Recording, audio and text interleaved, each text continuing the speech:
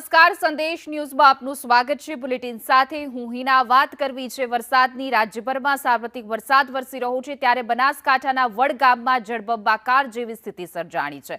ફતેહગઢ બાલાસર તળાવ થયું છે ઓવરફ્લો। તળાવ ઓવરફ્લો થતા પાણી ખેતરોમાં ઘૂસી ગયા છે। ખેતરોમાં કેડસમાં પાણી ભરાતા હાલાકીના દ્રશ્યો સર્જાયા છે।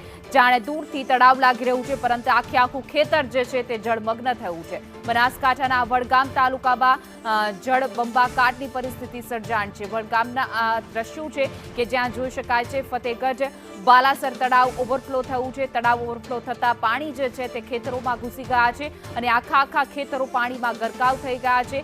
વાવેતર પાક પર તળાવનું પાણી ફરી વળ્યું। ખેડૂતો મુશ્કેલીમાં મુકાયા છે, કારણ કે આખો પાક જે છે તે ડૂબાઈ જવાની શક્યતા સેવવામાં આવી રહી છે। ખેડૂતોમાં ખેતરોમાં પણ કેડસમાં પાણી ભરાઈ ગયા છે। આ દ્રશ્યોમાં જોઈ શકાય છે ગ્રામ્ય વિસ્તારમાં અને સાથે જ ઉપરવાસમાં અવિરત વરસાદના કારણે અત્ર તત્ર સર્વત્ર પાણી જ પાણી જોવા મળી રહ્યું છે। વધુ વિગતો સાથે વડગામના ટીડીઓ આપણી સાથે જોડાઈ ગયા છે રમેશભાઈ। રમેશભાઈ, આપનું સ્વાગત છે। જોઈ શકાય છે આ ગ્રામ્ય વિસ્તાર, આ તળાવ આખું તૂટી ગયું છે, જેના કારણે હવે ખેતરો અને અત્ર તત્ર સર્વ પાણી જ પાણી જોવા મળી રહ્યું છે। હાલ પરિસ્થિતિ શું છે અને કયા પ્રકારના પગલાં લેવામાં આવી રહ્યા છે?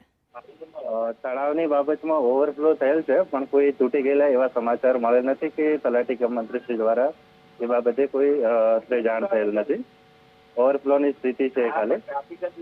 બીજા જે નેશનલ હાઈવે છે એ ત્યાં ઉપર પાણી ભરાયેલા છે, ત્યાં કામગીરી ચાલુ છે માર્ગ અને મકાન વિભાગ સ્ટેટ દ્વારા।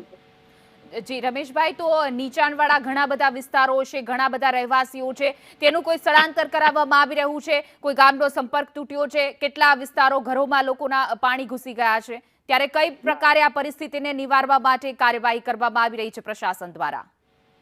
કોઈના ઘરોમાં પાણી ભરાયા હોય એવી કોઈ પરિસ્થિતિ સર્જાયેલ નથી અને કોઈના સ્થળાંતર બી કરાયેલા નથી। અને જ્યાં થોડા નીચાણવાળા વિસ્તાર હતા બરાબર, ત્યાં આગળ જેસીબી દ્વારા પાણીનો નિકાલ તાત્કાલિક વહેલી સવારથી જ કરવામાં આવેલ છે।